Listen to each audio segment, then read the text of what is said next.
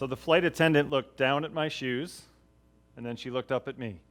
She looked down at my shoes, and she looked up at me. She wasn't saying anything yet, but you could tell she was confused. We were toe-to-toe because it was one of those tiny regional planes, and I was in the front row, and she looked down at my shoes, and she looked up at me. And then she asked me, she said, "Is something wrong with my eyes, or are your shoes two different colors?" Now think about that. She was more likely to believe that there was something physically wrong with her eyes than she could believe that somebody was wearing two shoes that didn't match each other.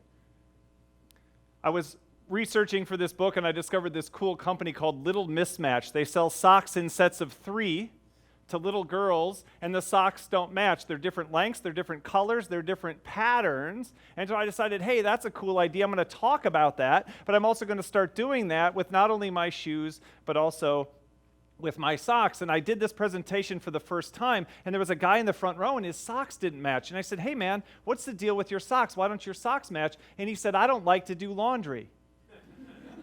And he said, "I just wait on the socks until that's all that's left in the basket, and then I just dump it into my drawer, and when I grab 2 socks, they match." And I thought, that's genius, right? Because sometimes the opposite of a good thing, matching, is also a good thing, mismatching. And that's what I want to talk to you about today. And the reason this seems unusual is because we understand opposites and they don't work that way, right? What's the opposite of good? It's bad, right? So it seems like the opposite of a good thing would always be a bad thing. What's the opposite of right? Wrong, right? Somebody usually says left, right? So it seems like the opposite of the right thing would always be the wrong thing. But I want to show you a different perspective today, that sometimes the opposite of a good thing is actually a good thing. Think about perfect. That seems to already have the answer in it. It's perfect. We want to be perfect. Nobody wants to be imperfect, right? But what if it was actually good to be imperfect? I didn't want to be imperfect when I was a kid, and I was imperfect in a lot of ways, partially because we were poor. How many of you think you grew up poor? Raise your hand if you think you grew up poor, right? One of the ways you know if you grew up poor is who cuts your hair. If someone outside your home cuts your hair and they know what they're doing and they're using the proper tools, you're not poor. You're poor when someone at your home who is not using the proper tools and has no training cuts your hair, and that's what happened at my house. My mom would wet my hair, she would comb it straight down, and she would cut it straight across. And the problem with that is I had a huge cowlick on this side of my head. And so as soon as the hair would dry, it would go straight up on this side, and it would stay down on this side, half of my forehead exposed, half of my forehead covered. Sometimes people are like, I don't know if it was that bad, so I brought pictures. Now you might be thinking, hey Dave, maybe she got better. Practice makes perfect. She didn't get better. But my jacket game is very strong in this photo. Now you might be thinking, surely after years, she finally figured it out, and she didn't, and now we have full coverage on this side, and we've also added buck teeth just to make me more attractive to the ladies. Right? So all I wanted was to be perfect. All I wanted was to look right, to be good. I didn't want to be bad. I didn't want to be wrong. I didn't want to be imperfect. But then I discovered that the opposite of a good thing is also a good thing. Now, we spend a lot of money trying to be perfect. One way we want to be perfect is we want to have white teeth and we want to have clean teeth. And we spend millions of dollars a year on braces and whitening formulas to have white teeth and to have clean teeth. So somebody explain to me what's going on with this guy, right? This is Michael Strahan, former football player with the New York Giants. He set the single-season record for the most sacks of anybody in the history of the NFL. He won a Super Bowl. He was an All-Pro. He's in the Hall of Fame. Does he have money to straighten out that gap, to fill in that gap? He absolutely does. So why doesn't he, right? He doesn't because he recognizes that the opposite of a good thing can also be a good thing. He went on after the NFL to get into broadcasting with Fox NFL Sunday, and he was so successful they gave him a shot on mainstream TV on Live with Kelly, which then became Live with Kelly and Michael, and then he joined Good Morning America, and now he has his own show called Strahan and Sarah.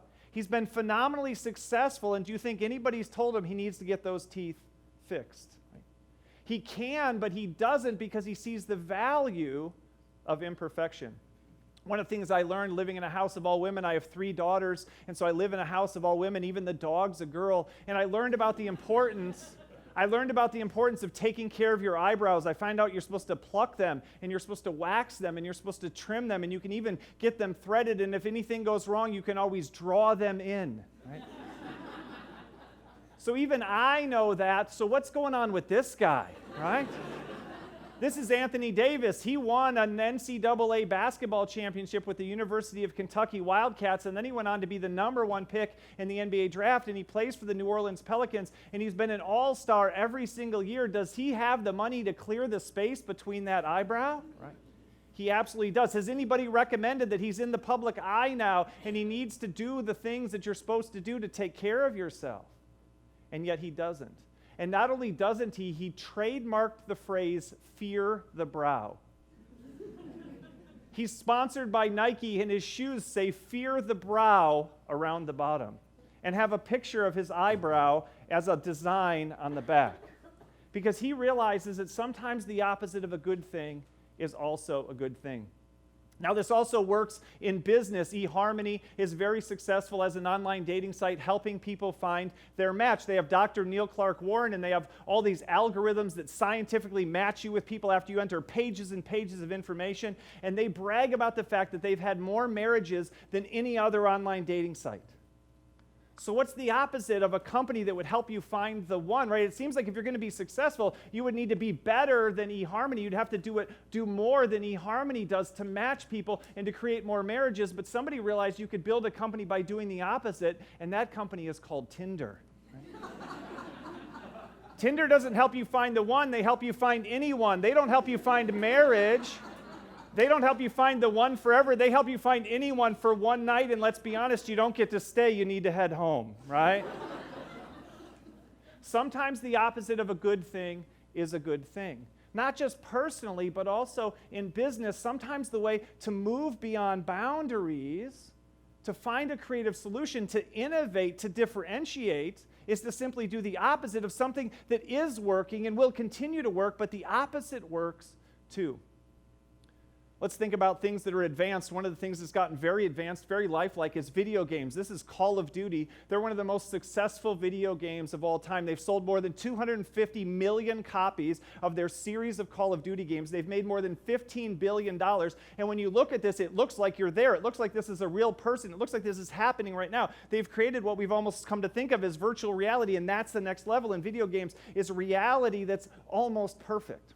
They're incredibly advanced. They've been very successful. So you'd think if you were going to create a video game, you better make it really, really advanced. But what if you did the opposite instead? What if you made a primitive video game? Well, that probably wouldn't work. Until they came up with Minecraft. Right? Minecraft is purposefully primitive. The graphics are nothing like lifelike. They're incredibly simple on purpose. And Minecraft was bought by Microsoft for $2.5 billion. They've been so successful. They're the most successful best-selling PC game of all time and the second best-selling video game of all time, second only to Tetris. People love Minecraft precisely because it's not more advanced. It's primitive on purpose. Sometimes the opposite of a good thing is a good thing. Think about Amazon. There's a new book about Amazon called The Everything Store. Amazon sells everything to everyone, everywhere, all the time. Well, what does the opposite of that look like? Well, what if you just sold one thing? Well, that wouldn't work. Right? But there's a company that does that. They're called Woot.com. Now, how many of you have heard of Woot.com? Almost no one. A couple hands went up, and so some of you are thinking, well, obviously it's not a very good company if only 3 out of 100 people have seen it. This is a stupid example. All Woot.com does is they have a website where they put one thing up for one day or until it sells out, and once it sells out, they don't sell anything else until the next 24-hour period. If you want to return it, you can't because they don't have any to exchange it. They offer no support, no customer support. If you've got a problem, contact the company that made it. They're the opposite of Amazon in almost every single way, and you've never heard of them, so it seems like a terrible example until I tell you that Amazon.com just bought Woot.com. They saw that the opposite of their thing was such a good thing that they wanted to own that thing, and to their credit, they've allowed it to continue to be the opposite of their thing. They haven't tried to turn it into Amazon. They recognize that what they do is very, very successful, and the opposite can be very, very successful at the same time. Sometimes the opposite of a good thing is a good thing. This is one of my favorites, right? We all want to be positive. People tell us to be more positive, look on the bright side, think positively, be optimistic, right? There's a company called Successories, and they sell these beautiful posters. And they have these positive images and these beautiful pictures. This one says, believe and succeed, right? It just makes you more motivated just to see it, right? If it's hanging on the wall of your business, you're immediately going to work harder and be more productive. Well, what's the opposite of positive, though? The opposite of positive is negative. Now, no one would want to buy that, though. Nobody, if there's motivational posters, nobody's interested in demotivational posters, except they are. There's a company called Despair.com.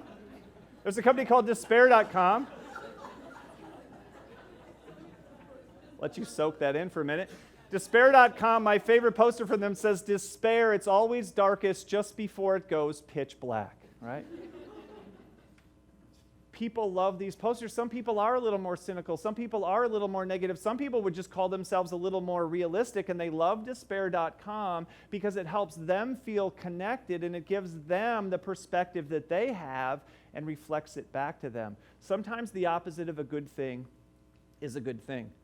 Now, how many of you have ever done like a 5K race or something like that? You know, all sorts of communities have 5K races, and they certainly have 10K races and half marathons and full marathons. And sometimes people are like, well, those have gotten kind of boring, though. I want something more difficult.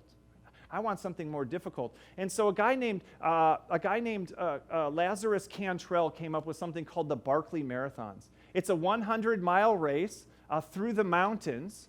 And he offers no support for the race. For example, there's no aid stations. You can't get any water. You can't get any little bananas. You can't get any gels. There's no help for you. You have to carry everything you need with you. The trail isn't marked at all. In fact, there is no trail. There's just a map, and you have to figure it out. It's orienteering as well. There's no technology. They don't put a chip on your shoe. They don't put a chip on your number. You have to find paperback books that are hidden in the woods, and then you have to pull out the page number that corresponds with your race number. And if you bring back all 13 pages, it means you completed the course one time, and then you have to go out and do it again, and do it again, and do it again.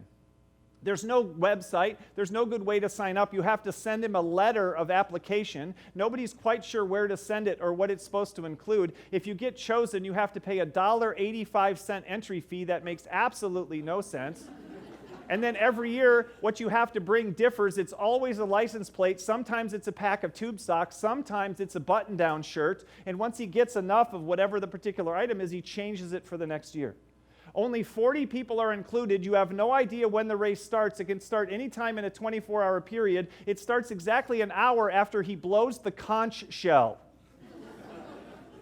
And then the race starts for real when he lights his cigarette.